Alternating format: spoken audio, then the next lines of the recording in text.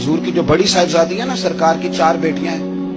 سب سے بڑی کا نام ہے سیدہ زینب، اس کے بعد ہے سیدہ رقیہ، اور تیسری ہیں سیدہ ام کلثوم، اور چوتھی ہیں سیدہ طیبہ حضرت فاطمہ الزہرا رضی اللہ تعالی عنہا. حضرت زینب آ رہی تھیں مکہ مکرمہ سے مدینہ طیبہ، تو ایک شخص نے نا، کافر نے ان کو نیزہ چبویا گھوڑے کو، تو گھوڑا تیز بھاگا، سیدہ زینب گر گئی. پیٹ مبارک میں بچہ تھا، وہ بچہ بھی آپ کا انتقال کر گیا. کچھ مہینے آپ بیمار رہی اور پھر آپ وصال کر گئی. میرے محبوب کے سارے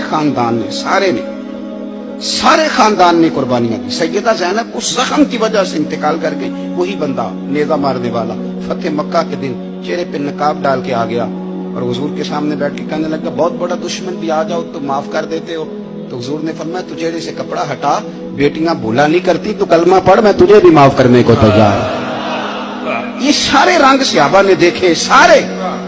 اور جس دن حضور بدر کو جا رہے تھے نا، میں فون کر دیتا ہوں میں نہیں آ سکتا، میرے گھر میں فلانا بیمار ہے.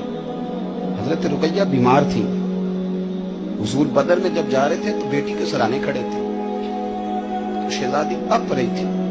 تو نبی پاک نے حضرت عثمان کو، داماد کو بلا کے کہا عثمان 2 ہی جا سکتے ہیں، میں جا سکتا ہوں یا تو جا سکتا ہے، میری بیٹی میری دھی بیمار ہے. حضرت عثمان نے کہا نہیں جا سکے. بدر میں حضور جہاد کے لیے گئے تھے اور اپنی بیٹی کا جنازہ نہیں پڑھ سکے. حضرت رقیہ کو حضرت عثمان کہتے ہیں میں دفن کر کے آ رہا تھا جب نبی پاک صلی اللہ علیہ وسلم بدر سے. یہ سارے رنگ صحابہ نے دیکھے، یہ سارا انداز دیکھا.